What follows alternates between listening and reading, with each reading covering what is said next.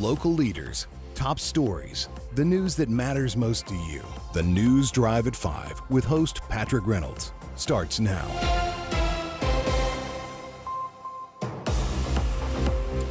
Welcome to the News Drive at 5, our conversation series. I am Patrick Reynolds here on WSIC News Talk Radio, and our special guest in studio today alongside me. You've heard his voice many times here on WSIC News Talk, the host of Taking Care of Iredell, as well as the North Carolina representative for District 84, Jeff McNeely, joins me in studio. How are you today, Jeff? Patrick, I'm doing well. I hope you are.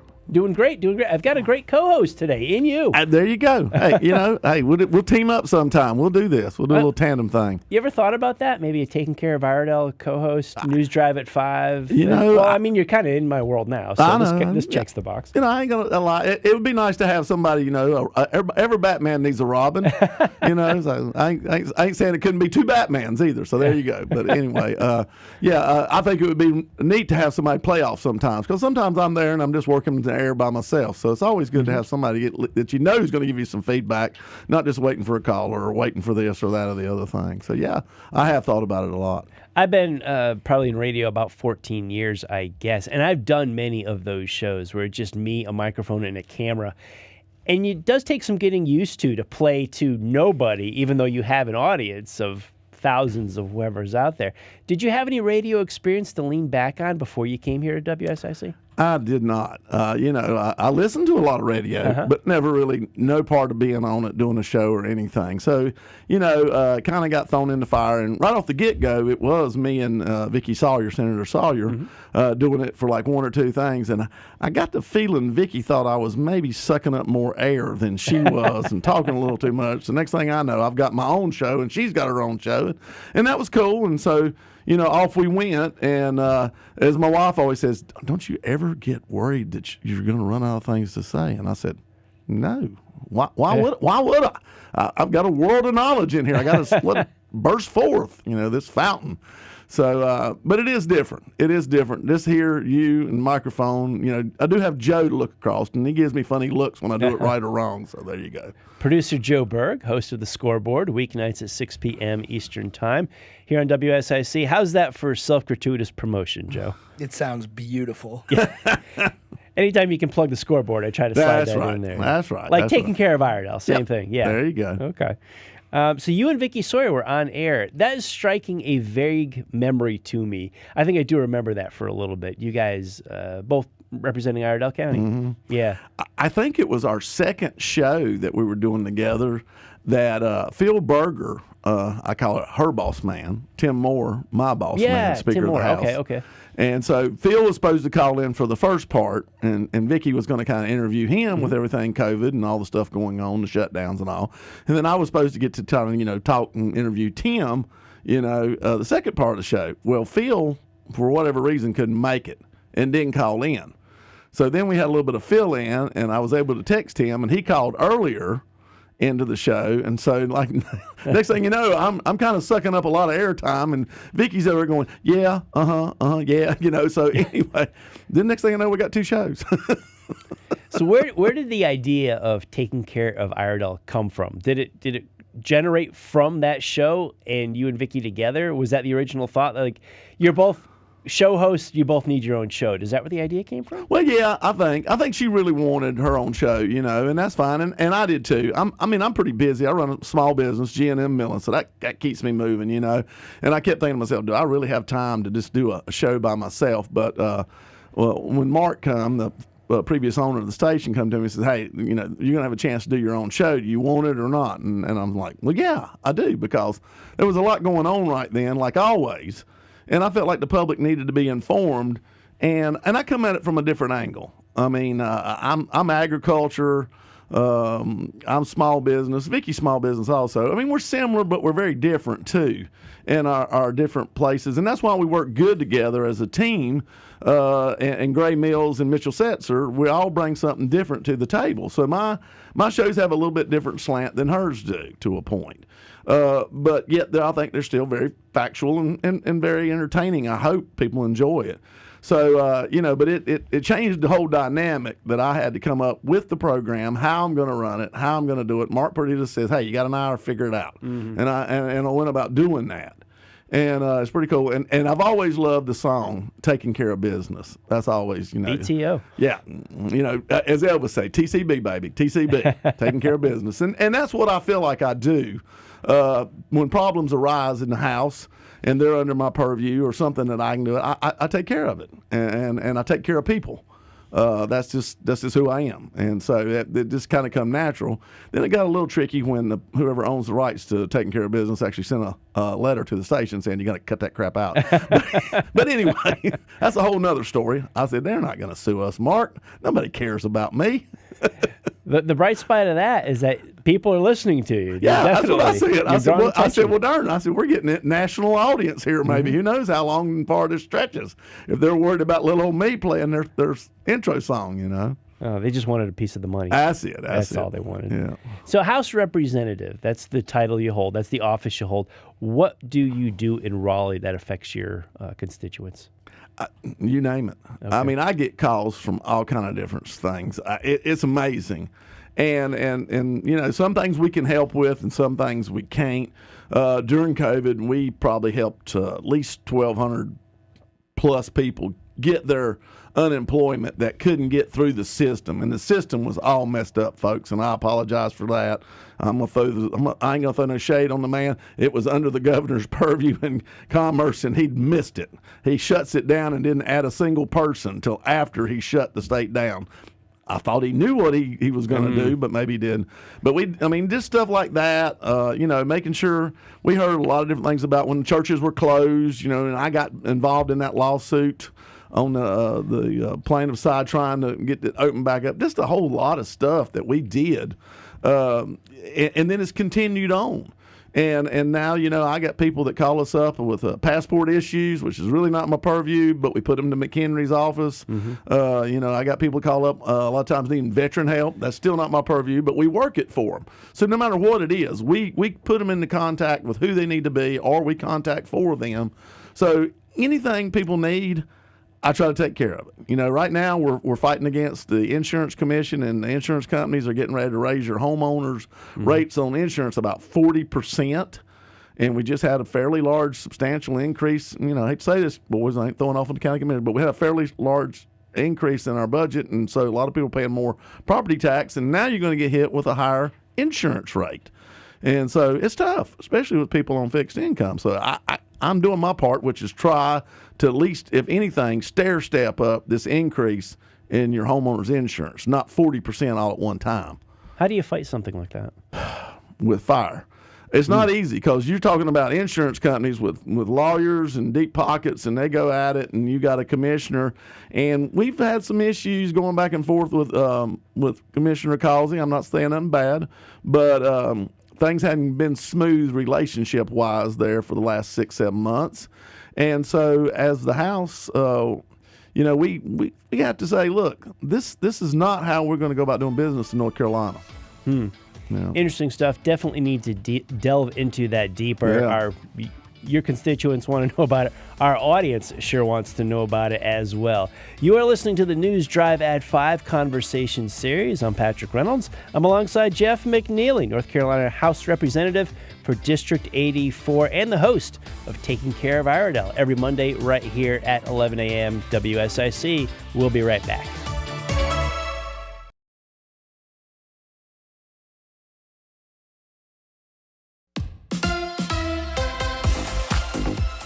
Welcome back to the News Drive at 5 Conversations series. Patrick Reynolds taking you home this afternoon. Alongside me, we are in a conversation with North Carolina House Representative of District 84 and the host of Taking Care of Iredell right here on WSIC News Talk, Jeff McNeely in the studio with us. Thanks for being with us. Hey, I just appreciate the invite. I do. I always enjoy coming and hanging out and trying to have these conversations. Likewise, my friend. Right before the commercial break, I had to cut you off a little bit there, but we were just delving into the insurance homeowners rate rise. You had like fire with fire was where we left you off. Yeah. As how to fight this. Well, the plan for me and for most of us in the House we've talked about is as we stair step this in, if it has to happen. Things can change so quickly, Patrick, though. I mean, hopefully there's a new administration shows up after this November, please, Lord, and maybe stuff comes back down.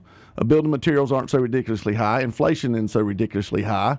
And it may not be such a loss for the insurance company. They're telling us for every buck they're taking in, they pay out $1.30 in claims because of the increase in the cost of labor and everything and supplies.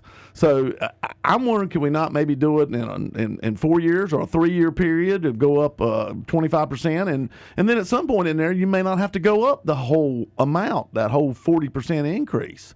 Maybe take it 10% at a time. It's like I said, if I know I've got to run into a wall, I'd rather walk into it than to run in as hard as I could, and that's what we're going to do. We're going to really put some people in a jam. So, that to me is kind of good government right there, when you try to, you got to fix the problem, but you try to ease the pain of it. Is there any way to avoid an increase, or is the increase legitimate? We just have to find a way to gently put it into play. Well, everybody's going to bring their facts and figures to the commission, the insurance commission, and the commissioner just rules kind of over top of that. But there's people on that board, and they're going to look. They're kind of like, it's like the utilities commission, a lot of other things we have. They're going to look and see, are the insurance companies losing money? Are they going to go out of business? Are we going to end up having issues, with trying to figure out who's going to insure what? So we don't want to put the industry into a jam, because once you get just a couple players in it, then it's going to go up no matter what. So we don't want that, but yet we don't want the consumer, our constituents out there, to just be pillaged either. And so it's a fine line. So everybody's going to bring forth their evidence to show whether we need a rate increase or not, and then they're going to make their decision. Us as legislators, all we can do is try to be on the side of, hey, let's look at all the facts. Let's talk about this. And if something looks like it's not right, we run bills. I always tell everybody we vote on new laws every day. We change them, we fix them, we do whatever. If we have to, we'll do some way or another. Maybe it's a rebate program where we help out the people in most stress that this is put on. I don't know. We'll do whatever we can if we have the money to take care of our people, though, I'll tell you that. And we've been doing that ever since I've been in the House, really ever since 2010. Mm-hmm. You are a representative of District 84. Where is your jurisdiction? Outline those lines for our audience. Well, and it gets a little slippery, but I try to tell people I'm pretty much Troutman and above. Now, I actually do go a little bit over to the right and down. I guess you'd call that the southeast of Iredell County. Okay. But basically Troutman and above, all the way to the county lines, east, west, north. So pretty good piece of geography. It's about 88,000 people that I represent. 87. About 87 that I represent. That many people. How many do you hear from? About 86,995. There's 5 that just don't care. Now, it just depends on what's going on. If there's something going on, I hear from a lot. And then there's sometimes you don't hear nothing. It's crickets, which almost worries me to a point. I'd rather people keep contacting, in the good and the bad. Mm-hmm. But mostly you hear when things are going bad. Like I said, during COVID, heard from a lot of people on a lot of issues. There was a lot of different views. I heard them all. So it just depends on how business is moving. A lot of it just depends. But right now, with election time, I'm hearing quite a bit from a lot of people. Mm-hmm. That's good. That's fine. What are you hearing? What's the chief concerns and complaints, or compliments, as the case may be? Yeah. What are you hearing from people? Well, a lot of things that people are bringing up, unfortunately, as a state House representative, and a lot of people get confused between the state and the federal House.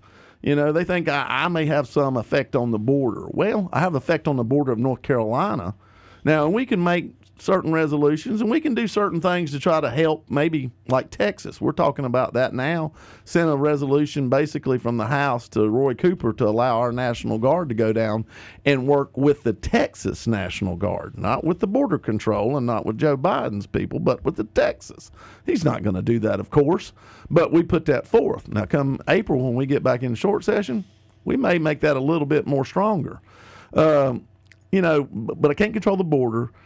I can only do what I can to help people in times of inflation, like the spending that Washington's done to put this jam that's on all of us. And we did that. We lowered your income tax 1% this time, and we're heading probably by 29, if everything goes well and the world don't go to pieces, we'll be down to 1.99 on personal North Carolina income tax, and on corporate, we'll be at 0. That's right. 0. That's right. I double take there for those not watching on video. Folks, you didn't see the look I got. You didn't see the look I got, but yes, 0. And we're already number 1 in a lot of polls, or no less than number 2 in most, as far as business-friendly climate state in the country. When we get to there, we will be number 1 with a bullet. So people will be wanting to come do business in North Carolina, and that's fine. That's fine. You got to understand, the more people, and you don't want to overrun yourself, but the more businesses that come, the more opportunities they are for our people. And it will help tremendously. You know, businesses help build a lot of things. You don't build a school necessarily for a business, but you might build it for the employees that work at that. But they pay for a lot of infrastructure. So we need to make sure we have quality businesses, quality companies wanting to come to North Carolina. So how do you handle the growth? That's a big topic of conversation. Everybody that comes in here running for office, big part. And a lot of people think, well, let's put some kind of a impact fee on them. Well, that's illegal, struck down by the Supreme Court. Right. Cannot do that. Let's put a moratorium on building. Well, that's kind of can't do that either. It's really hard to control growth. Now, what you can do is control where the growth is happening through how you do the land plans and the zonings, and a lot of that's more local than me. But there is other things too, and you can do it through building permit increase fees and other things like that. There's ways, but none of it really slows growth, but it does help you on the impact of it. North Carolina, we're no longer the best kept secret. Everybody knows it. Iredell County is no longer this hidden gem. A lot of people realize it. We're a good place. And, the South End won what I call the geographical lottery, and having a lake pop up beside them back there in the 60s. And so it's beautiful in North Iredell. I think it's beautiful out where I live in West Iredell and East Iredell. The whole county is a beautiful county. We're rolling hills and a lot of farmland. And I'll be honest with you, I started this journey about 24 years ago. And I got on the Iredell County Planning Board. I begged, and they appointed me there. That was an appointed position. And we were the ones that helped write 2 land plans for the county, 2 different aspects of that. Almost 16 years I was on there, chairman the last 2 or 3. But I had a part in helping craft how this county was going to be populated and filled. And thank goodness the people down in Mooresville can't vote for me necessarily. They may be too ill, but we made sure that we filled it from the bottom going up. And that's still the plan.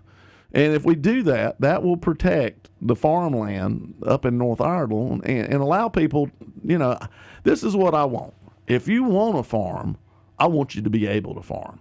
If you don't, okay, that's your choice and your land, and I'm a big on land rights person.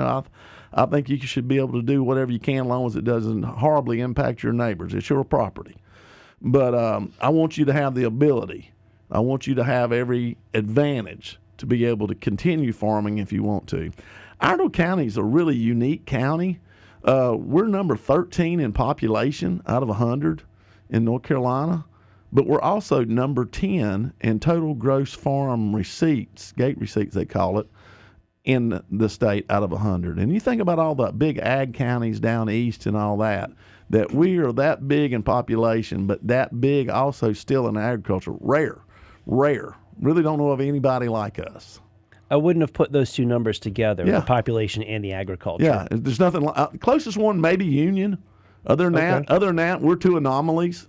There's no, usually your population, if you're top 10 in ag receipts, you're bottom 10 in population. Those made sense for me to go together. Yeah, but not in Iredell County. So we're very blessed. We're very blessed that we have a very dynamic economy here of not only industry, technology, but we also have agriculture, and it's still the number 1 business in the county, and it's the number one business in the whole state, whole industry. These impact fees have come up with interviews of other folks here on the News Drive at 5. Illegal right now.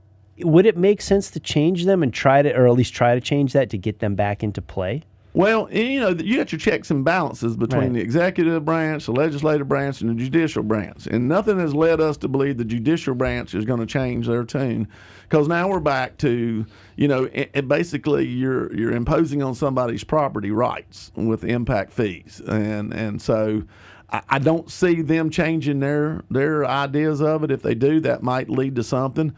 But I will tell you this much. And I know it sounds great to say that let the other guy pay for it, but there was another guy before you got here and another guy before he got here. And so, unfortunately, it's a rolling thing. And so just sticking to somebody now doesn't mean it ain't going to be stuck to you later. And I hope everybody understands that kind of. Toughest thing, we're getting ready to go to break. I take it, Joe? All right, we'll talk about the toughest thing when we get back. You finish. Leave us on a cliffhanger. I like that. Jeff McNeely, radio expert, as well as House of Representatives member. News Drive at 5 conversation series rolls on. I'm Patrick Reynolds. We'll talk to you a little bit more right after this.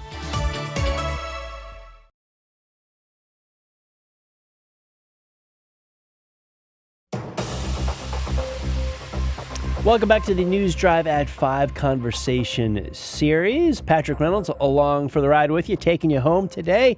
We are alongside the host of Taking Care of Iredell, as well as North Carolina House Representative for District 84. Jeff McNeely has been sitting alongside, been in studio with us. It has been fun to have you with us. Well, thank you. I try to be entertaining. My wife doesn't think so, but I swear I am. You are to us in our audience. We can back you up here in the studio with that, as well as the listeners out there.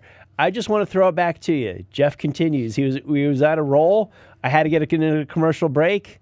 We were talking about all kinds of stuff. Well, and what I'd left him hanging with, here's the problem. Right. And the problem is this.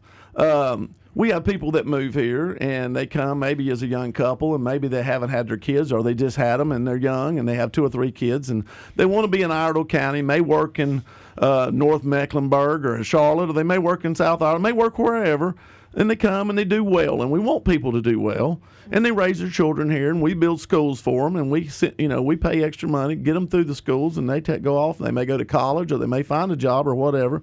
But a lot of times it seems like that couple that moved here after about 20 years or 25 years, they're ready to retire. And so they're wanting to go to the coast or the mountains or somewhere or another. And instead of being able to start actually recouping some tax dollars that we spent once there's no children involved, because you're looking at about $7,000-8,000 a child, a year. Mm-hmm. And the taxes we charge, because we keep our taxes low on property, even though people say they've jumped, they're still low, doesn't hurt too bad, and you really can't start making it back till the end. But if they leave and move to the mountains, move to the coast, you know what they do? There's another young couple with kids buys that house, and it starts over again. And because we're such a great place to live and an attractive county and beautiful, it's a cycle that never quits, and we continue to build schools and everything else. And so there's never a break. There's never a stopping point. It's just constant. It's a constant flow of how we're going to do this, how we're going to pay for this. Where is the point where the county recoups that money? Is it when that couple no longer has children in the school system, yet are still paying their property taxes? So they paid for their kids, but no longer pay for their kids. They're just paying into the system.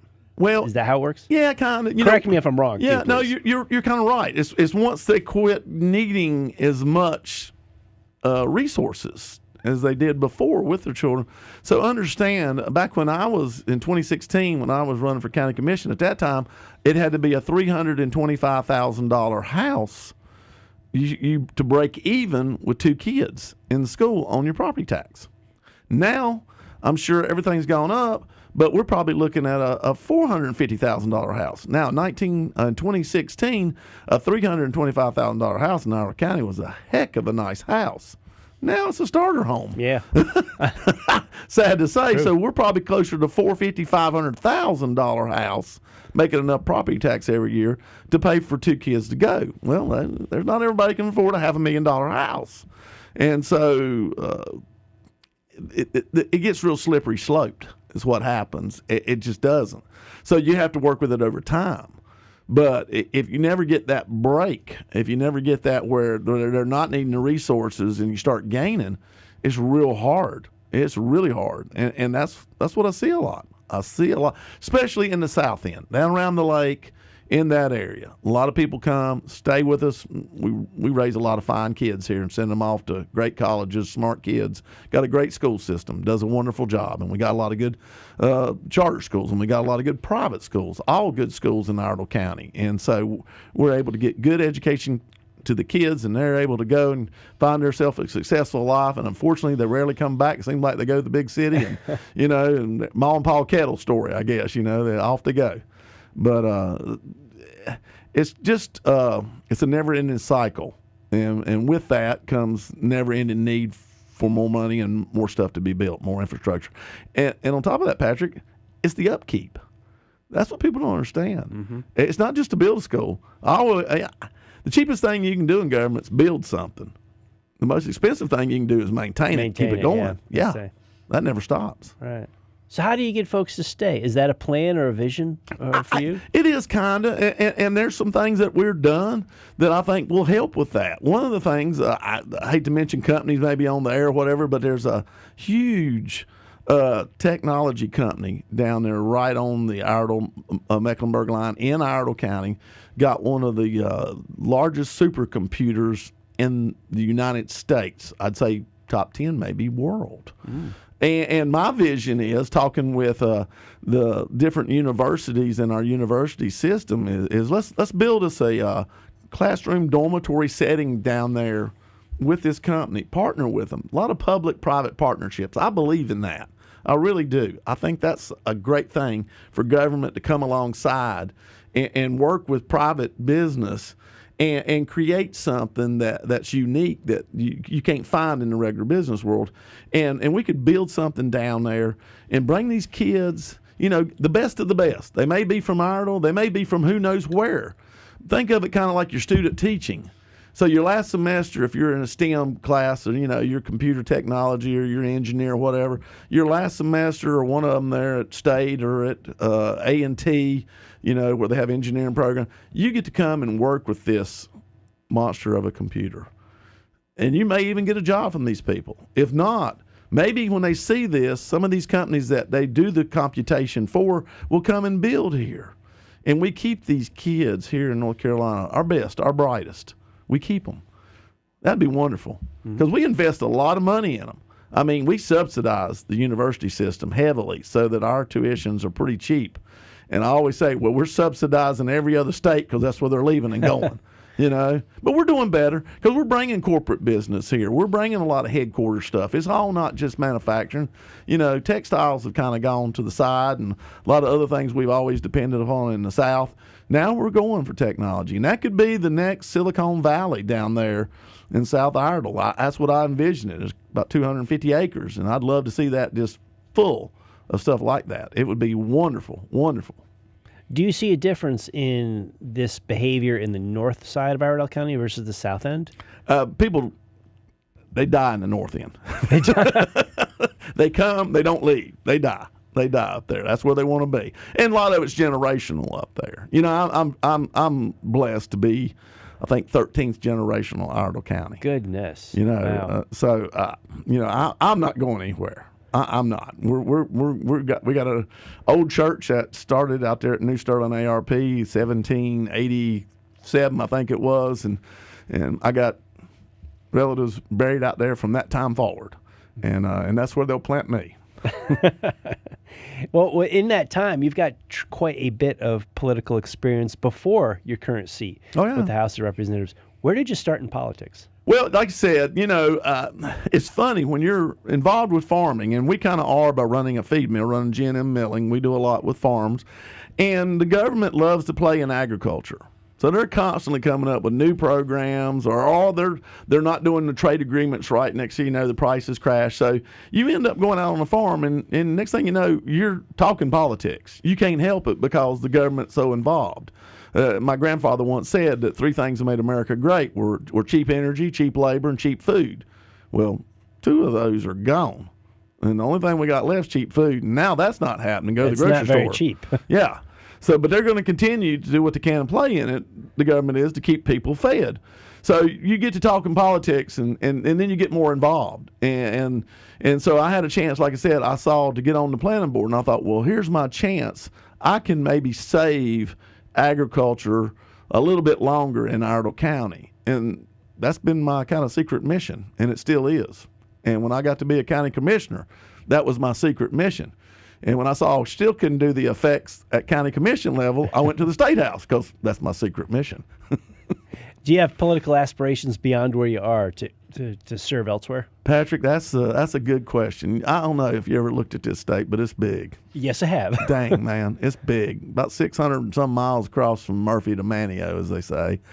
At one time, there was a part of me thought that I would like to be Commissioner of Agriculture. And maybe still does. We'll Still see. does. Okay. Sounds like agriculture is in your bloodlines. Go all the way back to 1750. All those generations Yep. you were telling me about in Iredell Yep. County.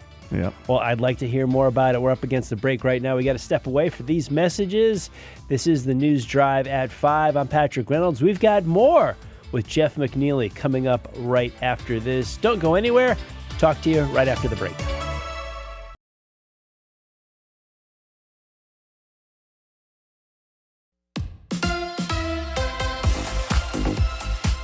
Welcome back to the News Drive at 5 conversation series. Patrick Reynolds taking you home here. And alongside me, we've been chatting with Jeff McNeely, host here on WSIC News Talk Radio, as well as representative for North Carolina. We were getting into your political experience right before the break.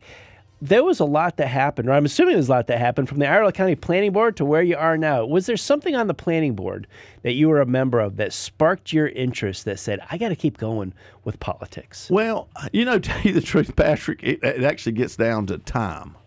I know that sounds funny, but when I was on the planning board, it took me maybe 10, 15 hours a month going out looking at properties, because we were the ones that pre-zoned. We kind of come back and gave recommendations to the commissioners, about zonings, about doing different ordinances, developmental ordinances, land plans, the whole 9 yards. So I'd get my truck and I'd ride around. I want to see what I'm doing, So I could spare 10 or 15 hours a month. I had 2 kids that were young. They're now 29 and 26.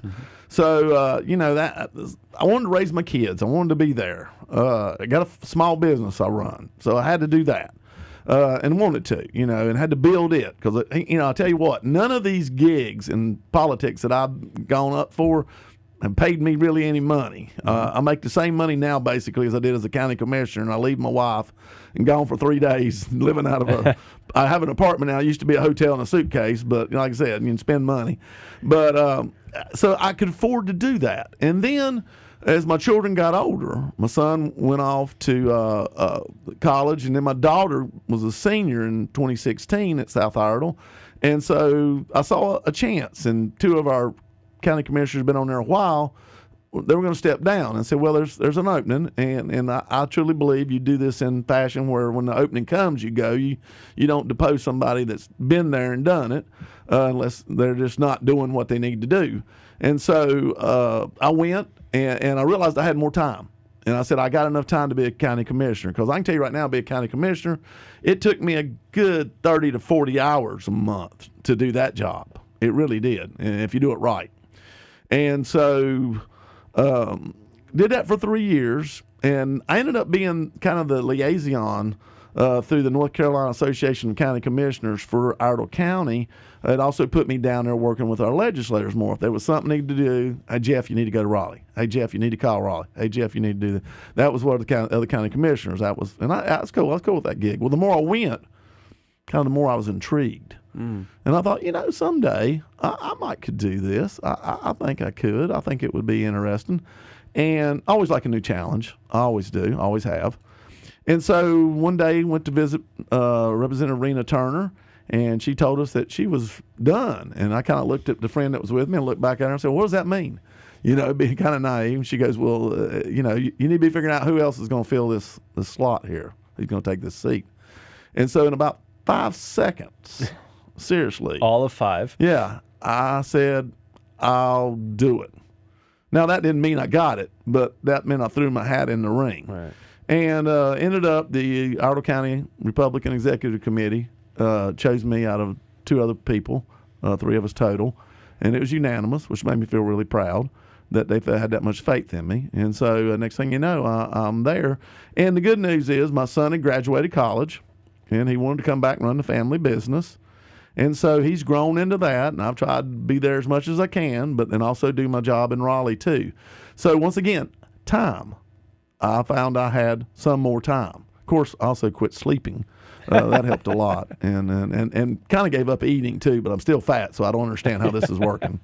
So I don't have a lot of time for a whole lot of stuff, but I do have time to get the jobs done that I need to do. And they always say if you want something done, give it to the busiest person you know, and they'll take care of it. Well, by God, I guess I fall into that category. You looked in the mirror. I did. I find when I talk to school teachers, they certainly don't do it for the money. They certainly do for their heart. There's a call to serve, to teach. Right. The more politicians I talk to, and politicians, a loose word with that, but just representatives, I find that in them as well. Ones I agree with, ones I disagree with. It's a common factor that they all seem to have that pull or that tug on their heart to serve the community. Would you say that got a hold of you, that feeling got a hold of you during this time here that you just described, Jimmy? You know, my family, we've always tried to give back in some way or another because we're very grateful. Being here that many generations, seeing Iredell County, being a part of it, it meant a lot, and it still does. And my father, in many civic clubs, and did many things, and through the church, and my grandfathers watched them, and so just learned a life of service and hard work. And so, my voice sounds a little funny. Sometimes my eyes water a little bit when I talk about my people that come before me. But I just felt like it's a duty. Yeah. And, being in the service was never on my bingo card. I'm not saying that, lightly or frivolously or whatever. Just Ronald Reagan was desizing the military in 1986 when I got out of college. You couldn't join if you wanted to, unless you were just an enlisted man. You couldn't join as an officer. So that really just wasn't an option. So I went about trying to start, keep my family business going. I was second generation. And we grew it. We built a new mill. I ain't bragging. Went from about $1 million sale, Mom and Dad were just having a good time, to about $17 million a year. So we worked hard. We worked hard. And, if you don't like helping people, don't look at this job. Don't look at this job. But if it gives you some level of satisfaction to know that you've done something good for somebody, that you got them out of a problem they had, if you took care of them, I go back to that. If you took care of them, if that makes you feel good, then this is where you need to be. And that's kind of me. I enjoy taking care of people, making sure that the problems they have, because some people just don't know how. They just don't know who. They just don't know what. And I always laugh and joke because I have a lot of people now. They'll call me up and say, "I know you know a guy. I know you know a. I know you know a girl. Know a guy. Yeah, I know you know a guy. Can you make a call? Can you do this?" And yeah, I do know, and I can, and I do. And so, and that's what it is a lot.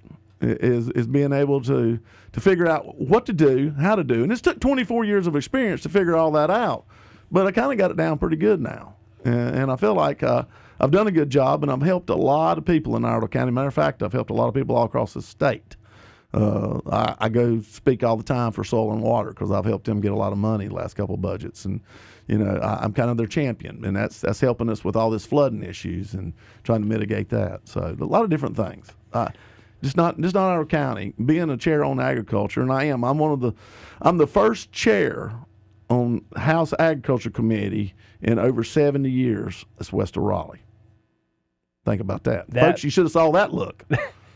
Well, the folks on video did, yeah. That's a lot of square footage, square miles there. Yeah. My goodness. First one west of Raleigh. Yeah. Yeah. Everything else. Fascinating. They do a lot of farming down east, and I love them too. Yeah.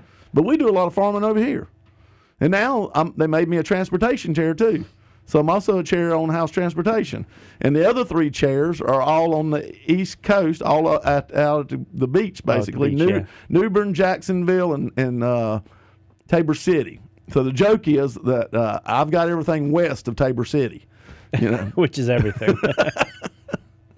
Well, you mentioned just a moment ago you love taking care of people. Is that where the name of your show comes from, the title A of the lot. Yeah. Like I said, and, TCB, taking care of business, but taking care of people. I mean, it was real easy. They said, well, you got to come up with a title for your show. And I got to think, you got to have a song. You got to have a song. And everybody has an intro song. We always laugh about that down at the house, if you're going to bring certain bill, what's your intro song for this bill? Yeah. Now, we don't play it. We just talk about it, just joking around. And so that's my intro song, taking care of business, taking care of Iredell, taking care of people. So people have intro songs. You just don't literally play them. You just have it in your head. Yeah, we just talk about it. So get you that mood. You might listen to it through your ear pod there for a second before you get ready to go, just to get you the right atmosphere, right attitude. Yeah. Jason Sane told us his was Sharp Dressed Man. I use that too some. I use that too. We go back and forth. Jason, great friend, great mentor, great ally. Helped me tremendously. Cannot tell you how much he's helped Iredell County, folks. Jason Sane has helped Iredell County tremendously. With Iredell County, the last 2 budget cycles have had very positive results that you had a hand in. Jason Sane has helped Iredell County. You can give credit to whoever you want. Well, and it's a team. It's a team. We call ourselves Team Iredell. We changed the whole way about how we go to ask for money. Instead of just each representative and the senator going to their people, we get together. We come up with our game plan of what we're going to ask for what municipality, for what the county, for whatever needs they are. We put it all down, and we all turn in the same exact needs. So there's no offshoot, no red herring, no none. This is what Iredell County wants, and we're unified. And I'm not saying nothing bad about the people before us, but that hasn't been how it's done. And this is what we do. We have that ready. And unless something crazy happens, as soon as we show up for session, we put that forth to the appropriation chairs. I mean, day one. And it's kind of funny. There's not really a chalkboard, but there kind of is in the mind. And you want your appropriations. You don't want to dilly-dally around till April and figure out what you want. You want the appropriation chairs to know what you want and where you stand. That way, when they get there, they keep going, all right, we know what Iredell wants. Let's go down here and go down here. So it puts you kind of at the front of the line. And that's been very successful. And with that, the last 2 budget cycles, we brought home $143 million to Iredell County in some way, some shape, some form. Some to the municipalities, some to the counties, some to the sheriff's office, some to the different things. You name it. Help redo AstroTurf on football fields and whatnot. I mean, we've done all kinds. Done all kinds of stuff. It's been pretty amazing. Pretty much because you guys have been streamlined and got organized. We got as the old saying goes, we got our crap together. We'll leave it at that. Jeff McNeely, thank you so much for being with us. News Drive at 5 Conversation Series. Jeff McNeely, North Carolina House Representative for District 84 and host of Taking Care of Iredell, Mondays at 11 a.m. here on WSIC. We'll see you later.